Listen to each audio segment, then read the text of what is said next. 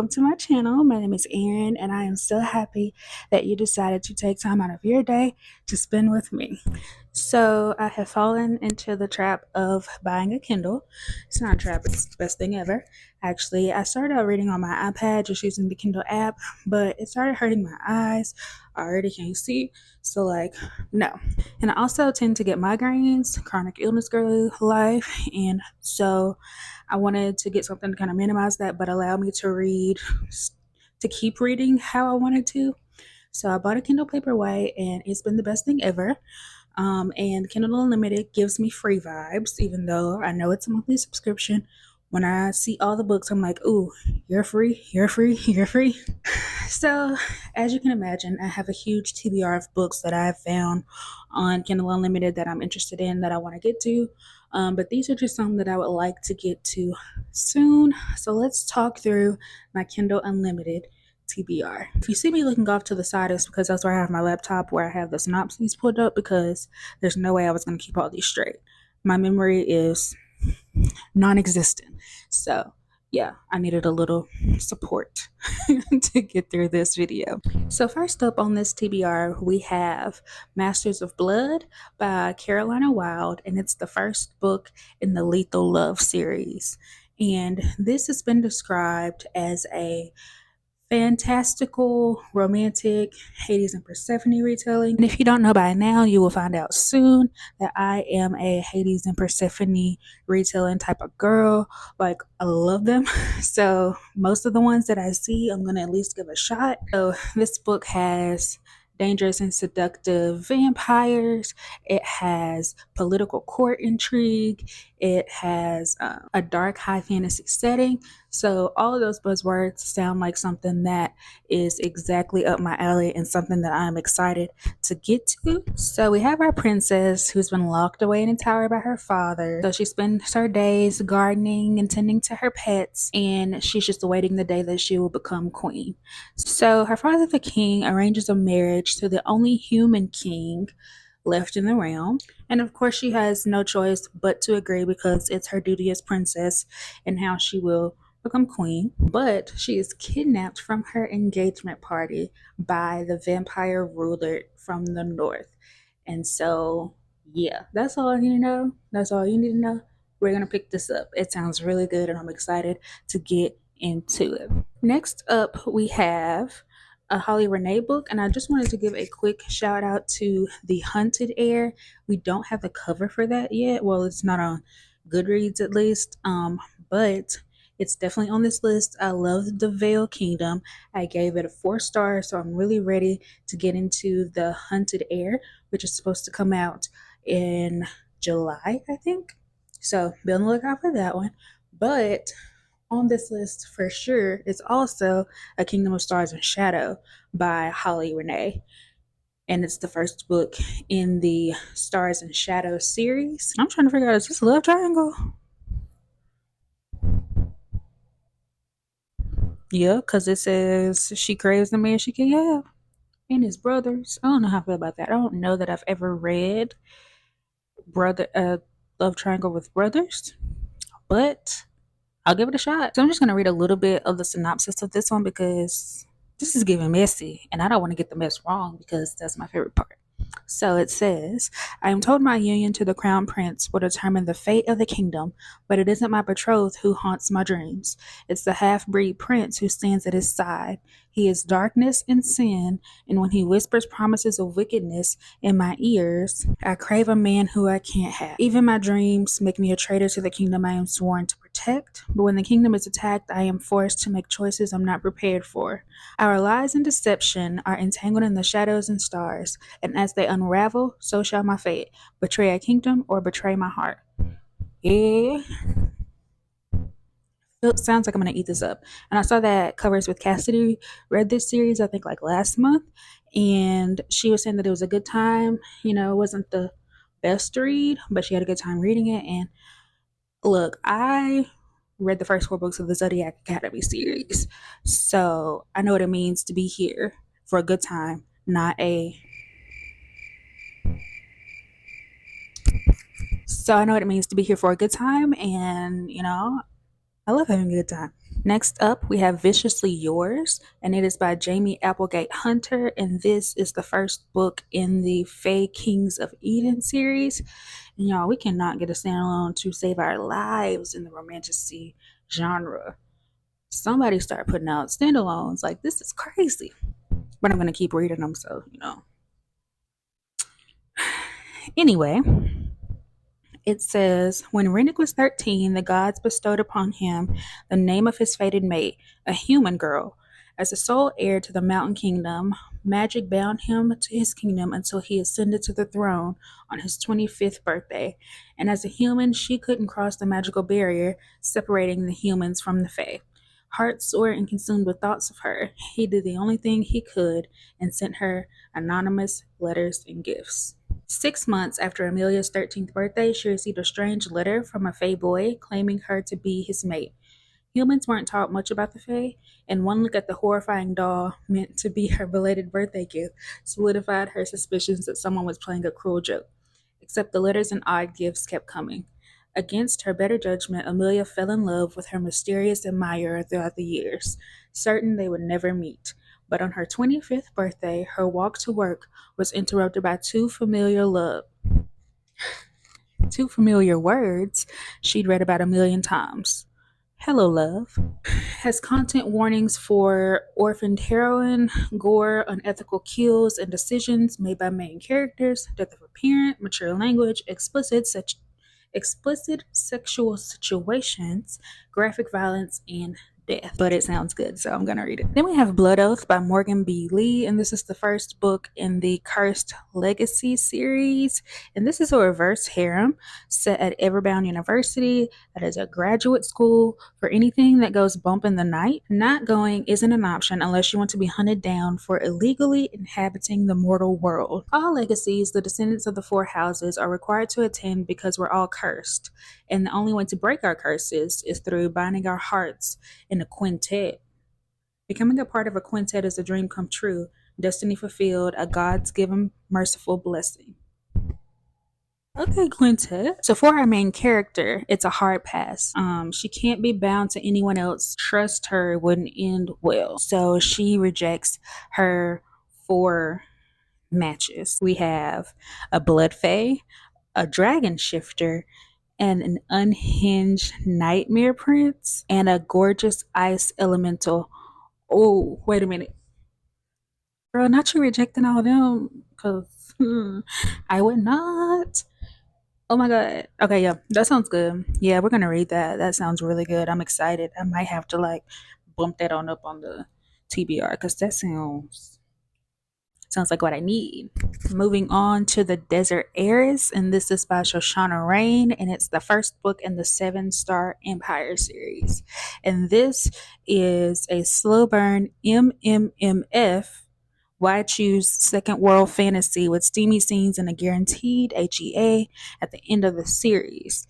It contains both MM and FF scenes and involves the female main character in a relationship before getting involved with her main love interest. We got MMMF. Okay. This says nothing will stop Leigh from regaining her family's power, not even the 3 tempting men standing in her way. So in the desert port, the sunrose is lifeblood, a magic plant with the ability to grant people greater abilities. Sale of the plant is strictly forbidden, its growth restricted only to the farms owned by the Empire Shipping Company. Leigh has only wanted, or is it Liz? Liz? Has only ever wanted to run the syndicate smuggling the Sunrose, but her family has been cut off for over a century, forced to advise but never lead. But the government cracks down on all illegal export. Liz is ready to seize her chance. To do so, she must best her 3 rivals, Philip, Deo, and Adrian. Each want to court her, control her, and cajole her into what they want. But she finds herself drawn into the complicated web. But to survive, she must learn if she can trust them or if she must cut them down before they do the same to her. This sounds good too. I'm going to say that about every book, even though that's the reason why it's on my TBR, because it sounds good. Don't judge me. Then we have Serpentine Valentine by Gianna Darling. This is a sapphic dark academia Medusa retelling, and I actually haven't read much about Medusa or any kind of retelling, so I think this is going to be very interesting and something new for me. It says, I was born by women, raised by women, in love with women. Until I enrolled at university, I never known much of men. I certainly didn't know enough to fear them. Then, one stormy autumnal night, Professor Morgan tried to destroy me. And when we were discovered by the university president, it was me who was punished for the unwanted seduction. But they left me with two valuable lessons. I would never let another woman be hurt by men again if I could help it, period. And when someone hurts you, betrays you, and tries to rip out your soul, there is only one remedy for the pain: revenge. And mine takes the form of the president's very beautiful, very virginal, very straight daughter, Luna Palace. Before the end of term, I'll destroy her innocence just as her mother and Professor Morgan destroyed mine. Yup. Yeah. Y'all, I'm trying to become a better person, but pettiness and vengeance,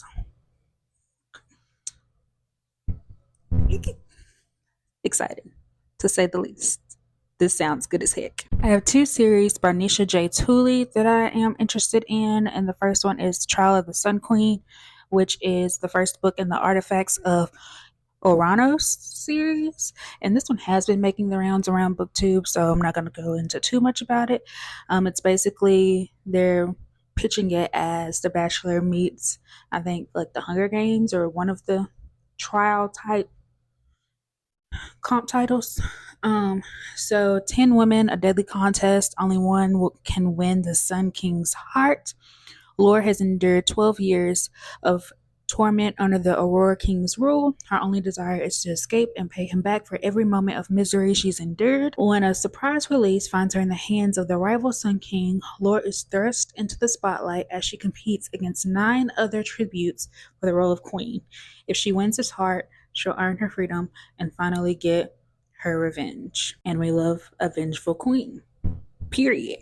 And then we have Heart of Night and Fire, which is the first book in the Night Fire Quartet by Nisha J. Tuli. And this is an epic fantasy romance that begins with a slow burn and builds in intensity. It is inspired by Indian mythology. For years, Zarya, who has been in prison, has been told her magic is bad, and then she escapes to this new city where she finds these new creatures. I think one is similar to a vampire and a sorcerer, and she is searching for answers about her magic. But the city is under siege, and every night dark creatures attack. And since her arrival, the attacks have been getting stronger, and she joins the fight to protect her new home. And as she battles on the walls and hunts through libraries for clues about her gifts, her dreams are haunted by a mysterious stranger who's powerful, arrogant, and handsome. He sees through her secrets and ignites a desire that she cannot resist. But can he be trusted? Can he be trusted? I guess we'll find out. We have Wild Magic by Alexandra Ivy, and it's the first book in the Magic for Hire series. At 16, when Perry's Wild Magic first appeared, she was forced to flee her Wyoming ranch and her suddenly murderous family to save her own life. On the East Coast, tutored by mages who run the Witch's Brew bookstore cafe, Perry's world seems magically tranquil, until her estranged mother and a coven of witches are slaughtered. Now, to solve the violent mysteries of her past, she must put her trust, body, and soul in a sensual immortal who is every woman's dark fantasy. The golden-eyed vampire has never wanted more than to claim an untamed female like Perry. Lured into each other's orbit and working together against the resurrected evil brings them intimately closer to danger, blood, betrayals, all-consuming passion, and to sacrifices that must be made to save themselves and the world. This one will definitely be getting saved until fall time because this cover just screams fall and I don't think you can read it in any of the other season. So this is How to Fake It with Fae by Amy Boyles, and it's the first in the 7 Suitors for 7 Witches series. And it says, Book lover Addison can match you with your next perfect read. Unfortunately, she can't match herself with a good man. Her latest just dumped her. Worse, she's learned that unless she marries, and quickly, her family will lose their witch magic forever. Phelan, king of the Fae, has no interest in romance. In fact, the only thing he's interested in is getting revenge on Addison's family because they ruined his life. So when he learns that they're holding a Bridgerton-style ball to marry off their oldest daughter, he sees an opportunity for vengeance. But what Phelan doesn't expect is falling for Addison, and worse, he really doesn't expect it when ancient Fae magic binds him to her so they can't be separated. His solution is to strike a bargain, be in a fake relationship, just until they can break the spell between them, and then just until he can get his revenge. This is a grumpy sunshine rom-com that features a magical bookshop, a tight-knit family, sisterhood, and lots of laughter. It's the first in a series of standalone romances. We have The Stars Are Dying by C.C. Penaranda. So sorry for butchering that. So sorry. But it's the first book in the Nightfall series. In a world abandoned by the celestial guardians and left to suffer a tyrant king's reign, all Astrea knows is safety and seclusion. With fragmented memories of only 5 years of her life, she's determined to discover more about her past, even if that means fleeing the cruel arms that hold her safe from the wicked vampires rumored to roam the land. But when Astrea stumbles upon the mysterious knight, she soon realizes determination alone isn't enough to guard her heart. He lingers like the darkness that expands between the stars, and soon she discovers her captor's wicked means of control weren't based on a lie to keep her under locks after all. In her desperation, Astrea accepts Knight's help before she can decide if she might have sold her allegiance to one of the bloodthirsty beings the people of her world fear. Once their bargain is struck, Astrea's chance to escape comes in the form of accompanying her best friend Cassia to the king's central. There, on royal territory, a succession of trials hosted by the king, in which 5 human lands compete for a cycle of safety from the vampires seeking blood, claiming souls, and savaging after dark. So when tragedy strikes, Astrea must decide if taking the place of a murdered participant for the safety of her kingdom is a ruse worth dying for, or if protection and the answers to her past are really her strongest desires. And then we have Blood and Steel by Helen Scheuerer, the first book in the Legends of Thesmar series. I know that this has also been making its rounds through BookTube, so I'm going to keep the synopsis short, but it's basically enemies to lovers, slow burn spice, found family, and a sprawling world of magic and monsters. With her death foretold, Althea has only 3 years to become what she's always dreamed of being, a warrior legend. And women are forbidden to wield blades, so she's trained in secret her whole life. And now, racing against the clock, she fights to secure her place in the elite guard charged with protection of 5 kingdoms. Yeah. That's basically it. And then we have Go Deep by Rilzy Adams, and I have gone through a couple of her novellas and I've really enjoyed them, so I just want to continue making my way through her backlist, and this is what is next up for me. Nevaeh is an erotic writer in a rut. Her readers are fed up with her stale plots, and she can't blame them. She has been celibate for over a year and a half after finding her now ex-boyfriend's side chick's positive pregnancy test on her counter. So she enlists the help of her best friend Xander to revive the inspiration that used to have her sitting comfortably at the top of her game. And what happens when the sex hits deeper than either of them expected and the tender emotions can no longer be denied. Nevaeh and Xander's arrangement has gone far deeper than intended, where their friendship and their hearts survive the fall.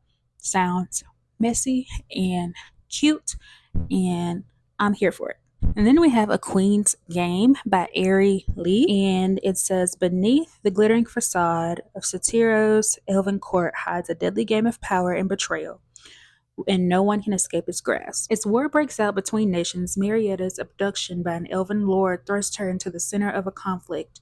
Forced to choose between freedom and vengeance, Marietta's fate becomes intertwined with those of Queen Valeria and Lady Elise, two powerful women with their own ambitions and secrets. When Queen Valeria uncovers Marietta's past, she finds a secret that will aid her in her plot to usurp her husband and seize control of the throne. However, the Queen's actions have unforeseen consequences that will forever alter the future of Satyros. Lady Elise garners attention when the king discovers her interest in magic, but she must navigate a complicated web of love and loyalty as a flirtatious foreign lord vies for her affection, putting her loyalties to the ultimate test. A Queen's Game is a gripping tale of power, politics, and passion that will leave you guessing until the very last line. If you love Game of Thrones and the TV show Reign, then you will not want to miss this epic adventure. I am obsessed with Game of Thrones. I have watched it through multiple times, and I started watching Reign, and I didn't finish it for whatever reason. It wasn't because I didn't like it. I think I just kind of forgot about it. Or I do this thing where I don't finish series very often. I don't know why. Like, I have watched the 100 through several times, but I never have finished it. But I think that's because those last couple of seasons got weird, and so maybe that's not a good example. But anyway, yeah, I did like Rain, and I'm excited to read this book. And lastly, we have Rise of a Dark Throne by Ligia Cushman. Sorry if that's not correct. I apologize.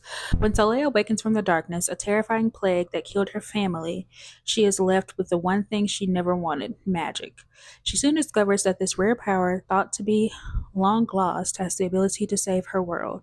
The tyrant king of Sundom summons her to serve his own purpose, setting her on an incredibly perilous journey. Soleil finds herself navigating a dark web of politics, alluring power, desire, and great evil. Rivian has had his life all planned out. As the highborn second prince of Sundom, he could never be heir to the throne. Instead, he would lead the Sundom guards, and when his brother became king, he would be part of his high council. Rivian must secure alliances by being mated to Sela, who is the fairest and fiercest woman in Sundom. But when his cruel father becomes infected with the darkness, Rivian is sent on a journey to retrieve his first mage in generations. Meeting Soleil changed everything. Yeah. So, this sounds really cool. And it is by a Black author. And I am definitely willing to read any Black fantasy that I can get my hands on. So, yeah. Really excited about this one. Alrighty, friends, so that brings us to the end of this video. Thank you so much for sticking it out with me and talking about my Kindle Unlimited TBR. I need you to drop your KU recommendations down in the comments below. I would love to see what you're reading, what you recommend, what's on your KU TBR. So make sure you let me know. Thanks again for watching. Be sure to do all that YouTube stuff that you know how to do, like, comment, and subscribe. And yeah,